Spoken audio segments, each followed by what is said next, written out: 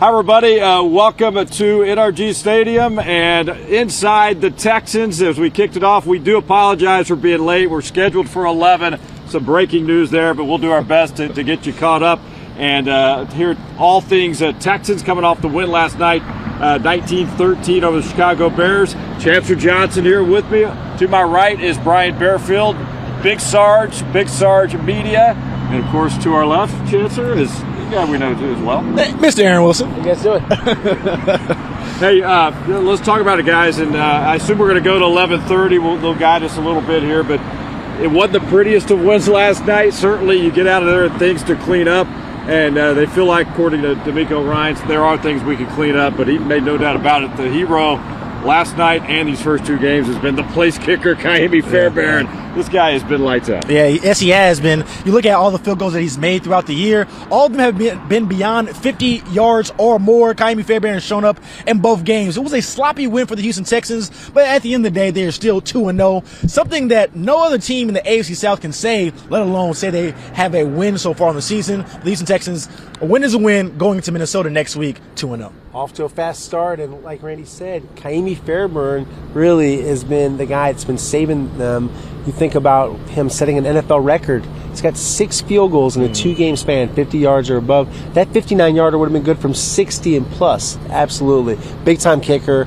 And to be 2-0 when you're not really playing overall consistent football, I think it's a good statement about their chances to be a really good football team and be heard from here at the end of the season. Sarge, a 2-0 start, and you look at the rest of the division, 0-2 right now. So, hey, despite it not being the prettiest of wins, they are looking at the AFC South saying, we're in really good shape right now after a couple of weeks. And Randy, what I alluded to at the end of the last game was that the ugly ones count as well. Oh, yeah. You know, and so this win was not pretty. It was tough. It was grimy. And like Coach Nico Collins said it in the post-game press conference, it was like a win is a win. And this is what we needed. And so when you look around the rest of the AFC South and what they did on yesterday, you're looking at these teams. And like if you look at the Houston Texans on Sunday night, you would say, well, maybe they are still at the same level as the other teams in the AFC South, but once they get to playing well, once they get to clicking, they're head and shoulders above the rest of the AFC South. All right, we've got some highlights, first half and second half.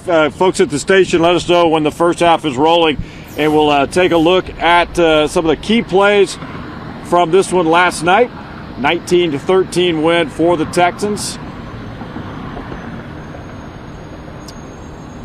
All right, we'll just continue on then. If you could roll the video, first half, please. Let's take a look at some of the big plays there. Tied at 3 after the first quarter. Early second now, C.J. Stroud found his guy that he really continues to be comfortable with in Nico Collins. Nico does the rest, 28 yards to the house. The second touchdown of the season. That put the Texans on top 10-3 at this point, Chancellor. 32 seconds left in the first half. Chicago, they put together a nice little drive, and then Khalil Herbert will cap it off with the short touchdown run. The Bears were hanging in there going into halftime down 13-10. Yeah, but the story of the half, we just mentioned Kaimi Fairbairn and his right leg. This one good for 59 yards out. He had hit from 56 and 47 earlier in the game. Texans led this game 16-10 at the half. Again, a lot closer than a lot of folks had expected. Let's go to the second half now, Chance. On to the second half.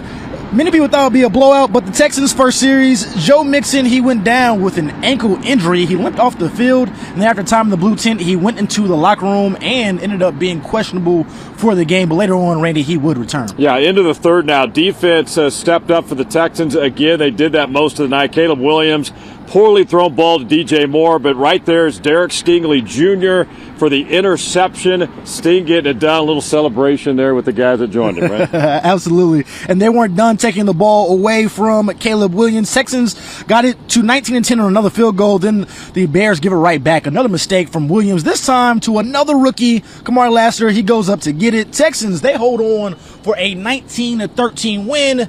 They are now 2-0 on the season. All right, so they get the victory. They're 2-0. They go back to the drawing board here and clean up a few things that we just talked about. We're going to pop up a full screen if we can, guys. Let me know when that's up. Final score and some notable stats for the Texans coming out of this one. C.J. Stroud, 260 yards. You know, he Could have gotten a little bit more, but he was okay. He's doing all right. Touchdown. And then Nico, 8 for 135. So what do you have, 117 in week 1? Yep. He's off to a fantastic start right now. Oh, most definitely, he's off to a very good start. And the one thing that was coming into the regular season, one thing that people wanted to know was who was wide receiver number 1 for the Houston Texans. We got ourselves our answer. Yeah, right. And who was going to be the main target for C.J. Stroud? And a lot of us talked about it. I think, Chancellor, you and I talked about it. Nico Collins makes the most sense to be wide receiver number 1 because of his catch radius, because he's a big target. And when CJ gets in trouble and he's looking down the field, that 6'4" frame is one of the first things that you see.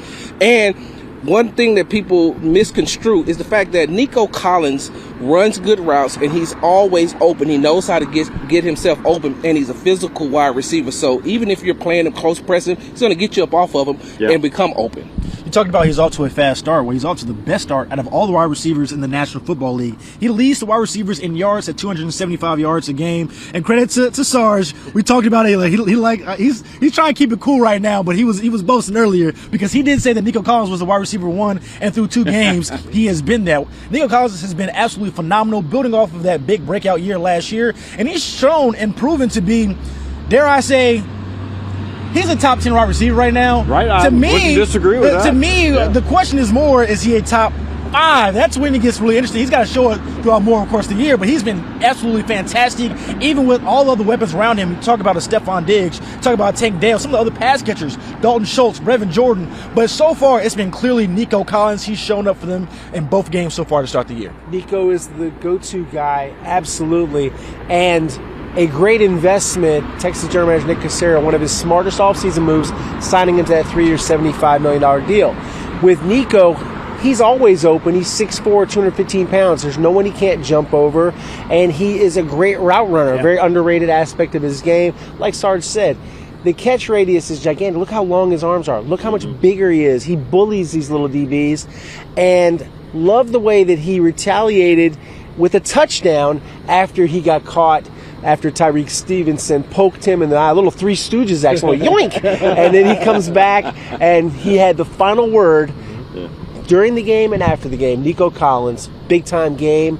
10 targets, 8 catches, 135 yards, and a score. Off to a great start. How about the Houston Texans? You mentioned being a little feisty. Not just Nico Collins. He retaliated originally. Make sure you get that hand on my face and then scored a touchdown. But also, Azeez Al-Shire, he ain't dodging no smoke, is he? With Caleb Williams rolling to the sidelines, he had a little bit of a delayed versus maybe a late hit. Yeah. But then, of course, he got into it with some of the guys on the sideline. He ended up throwing a punch. But the question is, Aaron, are you concerned about any fines, potential suspensions for one of the Texans' team captains this year?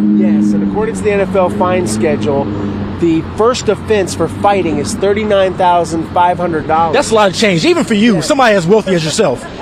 Very funny. So for Azeez, who's playing under a 3-year, $34 million deal, yes, he could afford it, but as Azeez said, he grew up homeless. That's a lot of money, especially his perspective. And I was able to ask him a lot of questions after the game about what happened, why did he do that. He said he felt surrounded. He said he felt disrespected. He said they're calling him names he won't repeat. They're pushing him. They're shoving him. He thinks there's some guys in uniform, not in uniform. Look like guys were in uniform.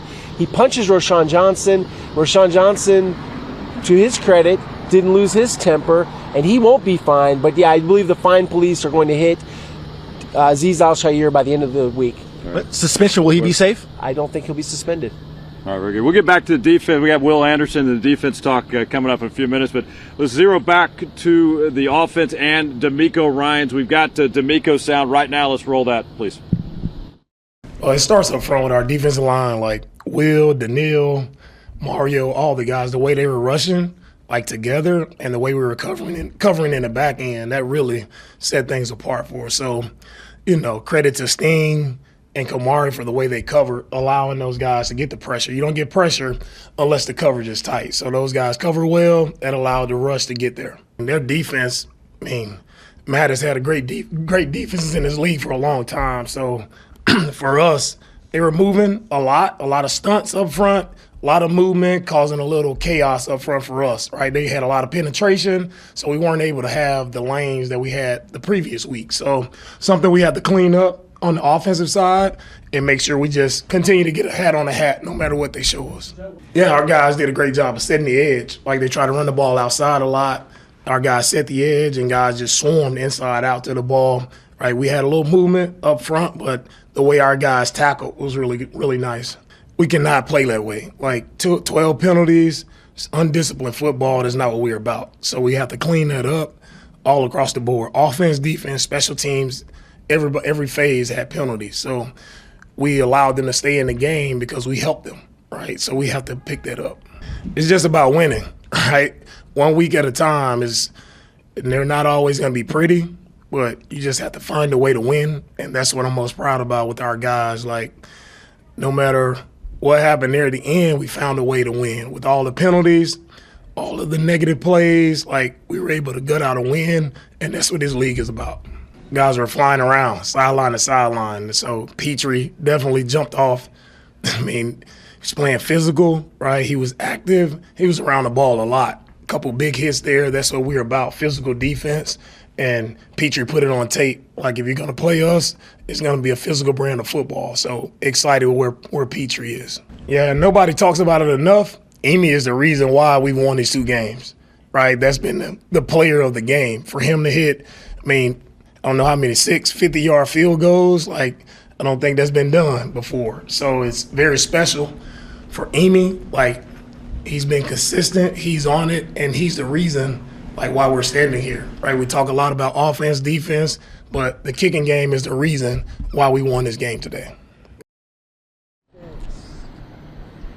All right, that was head coach D'Amico Ryan's guys, and I know y'all don't have the IFBs on, but he ended it by giving a shout-out to Kaimi Fairbairn. He went through all the mistakes he saw, and even the message he told the guys in the locker room is we've got to clean this up, but he feels confident they can get that done. But, man, shout-out to Kaimi Fairbairn. He said – in a few of his words, hey, we had all these, Stephon Diggs, we got Joe Mixon, everybody getting all the headlines, but our MVP first 2 weeks of this season is our kicker. Yes, and the good thing about having a good kicker is you always can live to fight another day. Yep. And I mean, even when your offense is sputtering a little bit, because when I looked at the Texans offense last night, they still seem to be a little bit off. And I know that it's only week 2, but they're off. And so you need a kicker like Kaimi Fairbairn to keep you going till you can get that offense clicking. Because there's going to be some games later on in the season that Kaimi is not going to do anything but kick, extra points and kickoffs. Yeah. And so when you have a weapon like that, you put him in the same category as you do a Harrison Butker from the Kansas City Chiefs or a Justin Tucker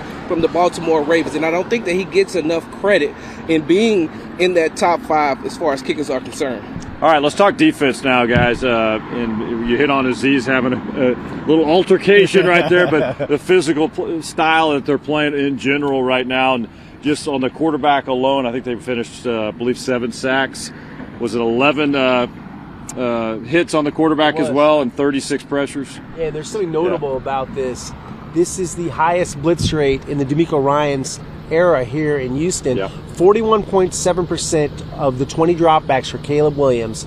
And against that blitz, it affected him greatly. He goes 3 of 12 on blitzes, 15 passing yards, 5 of the 7 sacks. So all those blitzes he dialed up, pretty much nearly 100% hit rate. And you look at what they did, Will Anderson 9 pressures. I'm sorry, Daniil Hunter 9 pressures. Will Anderson 8 pressures, each 1.5 sacks. That is the bookend tandem they envision when they put this together. 2 Pro Bowl defensive ends meeting at the quarterback.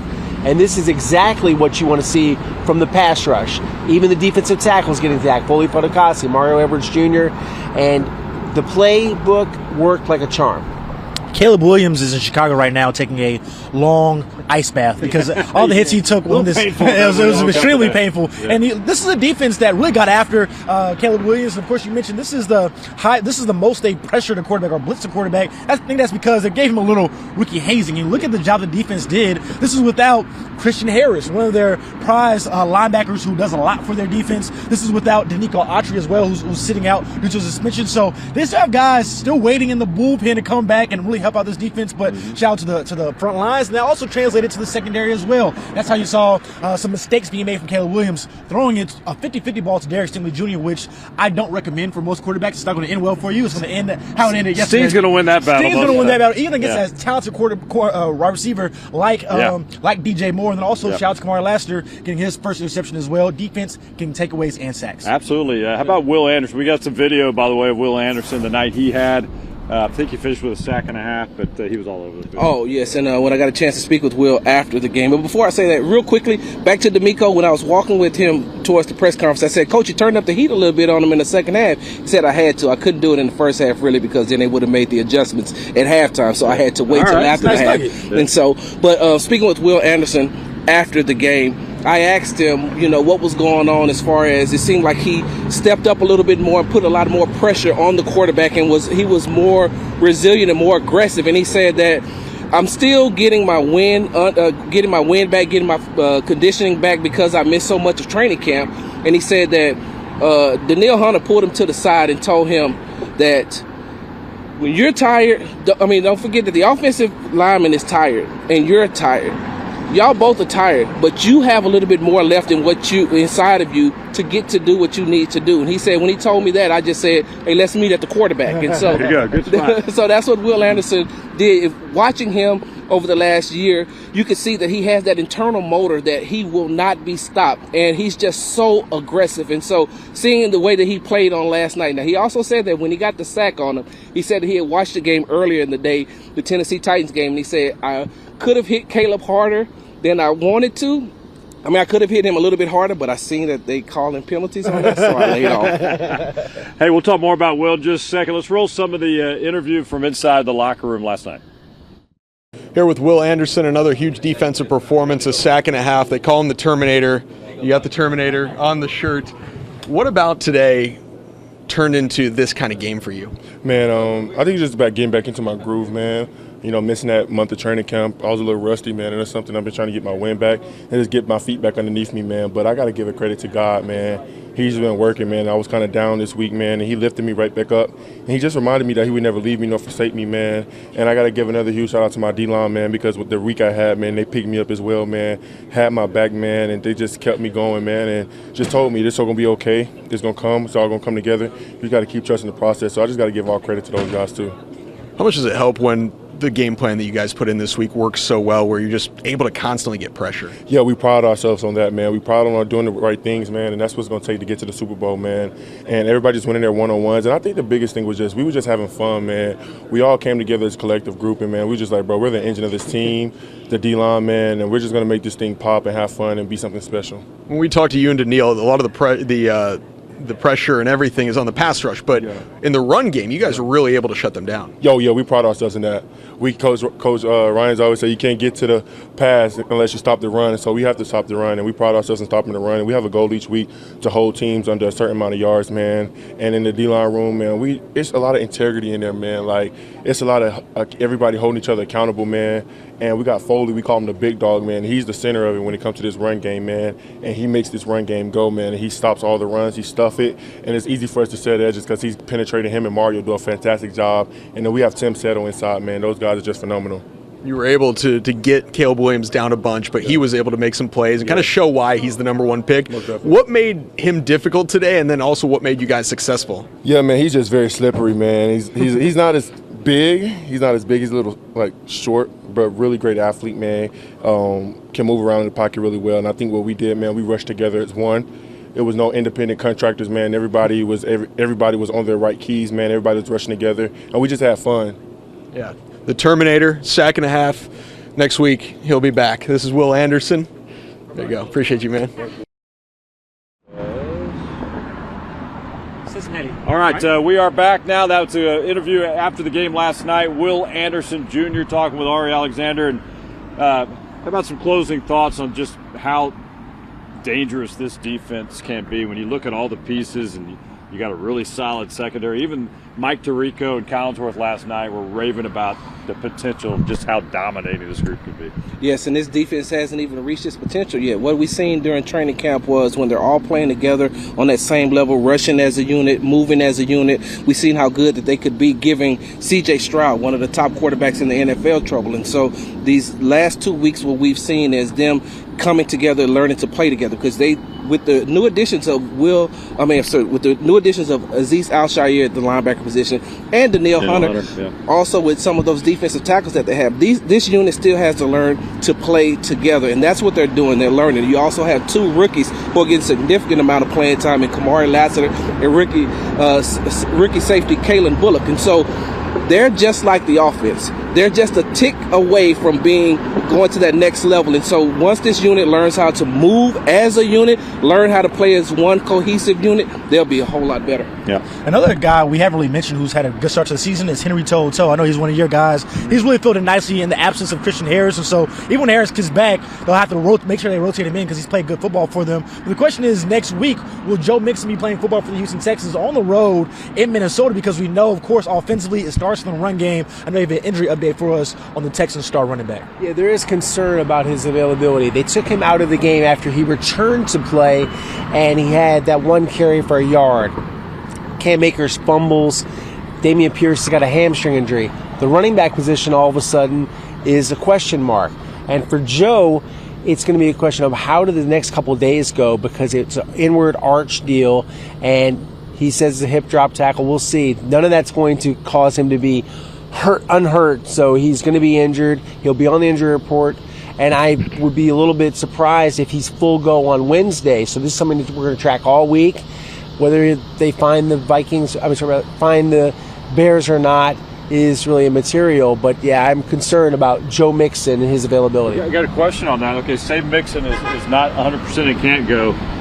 Say Pierce is still struggling with a hamstring. Where do you go running back? You got to go with Cam Akers. You got to give him another chance, and he doesn't have a history of a lot of fumbles. Who backs him up? Who would back him up? British Brooks. Does this be Brooks? Yeah, you got to go British Brooks or Dare. You got to have a combination of those guys. Probably Dare more than British, but you are thin at running back. I don't think they'd have to sign somebody, but you'd have to limp through this week and probably have to throw the football more. Well, Cam got out there last night and did the best he could. He had one run like 7 yards. He did. He also had the timely fumble that would have put the game away as well. Yeah, inside the red zone. You got to hold on to that football. Oh, yes, but he had a massive stiff arm on one of those, on one of those runs, and you see what Cam Akers, what he used to be and what he could still be once he's also another player who, coming out of training camp, we seen had to get his conditioning together, and, for a person who didn't even think that he was going to make this team to where he is now. So it was like the feel-good story coming out of camp. He surely was. And so if Mixon is not available, I would start Cam Akers, and I would make Dare Ogunbowale the backup, only because Dare has been in this system, and Dare is serviceable. Dare can catch out of the backfield. Dare can block as well. Dare's one of the better third down backs. Yes, he really is. And so I would start Cam Akers and have Dare, backing him up. Yeah, Brooks isn't quite ready yet. All right, let's segue. We got some video of Nico Collins now. We touched on him when we went on the air just a little bit more. You're going to see some of the plays from last night, including that touchdown. But, man, he just makes plays. And I was talking to Wade Smith, and Wade was also on a podcast as well. And he was talking about how the physical nature now of Nico Collins and how he's developed that part of his game. He said it's that extra time in the weight room that is now you're seeing the results of the physical style and the great receiver he's become. That's an excellent point, because I was actually watching the game yesterday, obviously just like everybody else, and one thing I noticed is every time he catches the ball, he never goes down after the first hit. It takes a group of guys to bring him down. He usually bounces off the first one, picks up yards after contact, and that's something that's really valuable for, obviously, this Houston Texans team. It makes them even more dangerous. We have this 6'4", I don't know how big this guy is, coming at you as a second, as a guy in the secondary, a safety or cornerback who's probably going to be much smaller than you. It's a scary sight, especially when that guy gets rolling. We saw a perfect example of that in his first touchdown when he caught it over the middle, broke off a tackle, and then he kind of gave a guy like an elbow to get off me on his way to a touchdown. So gave him the business. So Nico Collins is such a dangerous threat. He's become simply one of the best wide receivers in the NFL. Go from a guy who went from a third-round pick, struggled with Davis Mills, to now being, as you just mentioned, a top wide receiver in this game. And availability and durability are a big part of his improvement. And one of the ways that he did that was changing his routine to become a more pliable athlete. A little bit like another Michigan man, Tom Brady. You got to be loose out there. You can't just be strong and big. And he worked very hard on his flexibility. He did hot yoga at the suggestion of Brandon Cooks. And he also did a lot of physical therapy with Dr. Tan Nguyen of Revolve Physical Therapy. He worked really hard to become a looser athlete. And so what you're seeing is power, flexibility, it's physics. Nico Collins cannot miss. All right, a little bit, we'll talk more about him in a second. Let's roll some of the sound from the locker room with Nico. Here with Nico Collins after another star performance and a Texans win, 19-13 over the Bears, 100 yards again. What about this season? Maybe, I know you said this league is hard to win in, yeah, it is. But it feels like it's looking easier for you. Yeah, I feel like just going out here and just playing ball. You know, I feel like it's the same game you've been playing your entire life, but at a higher level. Team depending on you, so I feel like it's only right you go out here and make plays. You know, but I feel like for me, man, just going out here and just playing ball. You know, I feel like there's no better feeling than stepping between the lines with your brothers, man, and just out there making plays, you know. So it's a blessing for sure. I want to talk about the little sequence of events there. You get poked in the eye. You kind of set something back, and then there's a touchdown very soon after that. Can you kind of take me through that 2-3 minutes of game there? Yeah, you know, it's just a little chippy, you know, between you know lines, you know, just out there blocking. I guess my guy was just trying to get under my skin a little bit. You know, I hit him in the face, got a flag, you know, but it was one of those, just like, man, you're not about to put your fingers in my face now, you know, but that happened. Then next play, scored a touchdown, you know, just had to let that emotion go. You know, had to show them boys, like, it's not one of them, you know, just, yeah, I'm on that. Yeah, you know, so it's one of them, just can't say everything what I said out there, you know, but I was on a mission. How good does that feel to not only just, score a touchdown later to make a play, but to do it right then? Yeah, it felt good. That's what I'm saying. I felt like it happened just boom, boom, boom. You know, I feel like there was no perfect timing in that, you know. So I feel like after that, it was just set the edge, you know, have a chip on your shoulder, you know, just set the tone and show them boys, like, it's not about to be, you know, an easy game, you know. But I feel like that's the most important part, and I feel like that's what we did today. There's a few plays where you and CJ find each other. CJ finds you, you get the open space. Yes, sir. Why has that play been working so well? Because now it's 2 games in a row you've been able to find the opening. Yeah, I feel like it's just scrum and drill, you know, just off-schedule plays is way important, you know, just never know when a play is going to break down, you know, but when it does, you got to find the open hole, find the void, you know, and 7, he's going to extend the play, you know, and I feel like that's what we did the entire game, you know, just finding the open spot, you move the chains, you know, just trying to make plays. Last one for you. You got the second contract. Yes, sir. You've been playing well. Have you stopped to think about where you stand among maybe the best receivers in the league? Nah, I haven't. I feel like I'm just going out here and being me, you know, and just letting the rest be the rest. You know, I can't control what everybody else think, you know, it's not my business, you know, I don't really care neither. I feel like what I care about is going out there and making myself better, proving myself right, and making plays for this team. All right, conversation with Nico Collins last night in the locker room, and I know you had a final comment on just what he has brought so far in these first 2 weeks. 117 yards, and then another big night, 135 last night. You know, the one thing that fuels a lot of these players in this Houston Texans locker room who has been here for, 3 years plus is they have a chip on their shoulder. They have a chip on their shoulder because they don't feel like they didn't get a chance to prove who they really are doing those 3 years of adversity that this franchise went through. 2 years ago when Nico Collins remember he ended his season with an injury. The last thing he told me walking out of his locker room to go into the offseason was, Sarge, I'm going to prove it to them. I'm going to show them that I'm not a bust. I'm more than what they've been talking about me. And so he's made a concerted effort. We've seen what he did last season, and now going into this season, we see that he has put the work in the weight room. We see, like Aaron said, he put the work into his body. And last week, we heard the mic'd up when he hit the guy on the sideline with the coach and said, weight room. That's weight room, now. Right? And so last night when I was speaking to him before he talked to the rest of the media, he said, Sarge, that's just the work that I've been putting in. He said that I had to let them know that the work that I've been putting in is starting to pay off. And he said, I play big boy football, Sarge. He said, I play real big boy football. And he said, that's what I need to prove to the rest of the NFL is that I can catch, I can run routes, but I play big boy football. He's certainly shown it through the first couple of games, victories over the Colts, and a victory last night over the Chicago Bears. Closing thoughts, guys, before we call it a show. Well, they have a tough matchup next week in Minnesota. The Vikings are also 2-0. They have a really, really good defense. They also get reunited with their former edge rusher, Jonathan Grenard, who's now in Minnesota. Got a nice big payday over there. And that Brian Flores defense, they gave the San Francisco 49ers fits. And if you remember, you have to know that the 49ers and the Texans have similar schemes. So don't be surprised if Flores tries to do similar things. A player that will be looking for next week is more Tank Dell. The first week, the game script wasn't really up to him, and it worked out fine, right? Stephon Diggs, he had 2 touchdowns. Everybody kind of touched the ball there. Yesterday, he had some opportunities, but wasn't able to convert. But to me, I think this offense is at its best when Tank Dell can show some of that explosiveness. And obviously, Nico Collins has been great. Stephon Diggs has shown up. But Tank Dell, I think if they can get him a little bit more involved, that'll help them out, not just in this game in Minnesota, but moving forward. So, well, it was rare. He dropped a couple passes. He dropped a couple passes. You're not going to see that happen very often. Yeah, you won't. So we will see what we can get out of Tank Dell next week. But before I get to Aaron, special birthday shout out, my man. Thank you. He just turned 30 years old today. Ain't that right? Boy, you look great for 30. Thank you. Oh, man. Today's your big day? It is, yeah. All right, man. At midnight, yeah, it happened. I get a text. I think that's how that works. We're in here wrapping up the game, and Happy appreciate birthday. it, guys. Thank you. Yeah, Outstanding, thank man. you so much. Yeah, I got a lot of great texts. I appreciate it.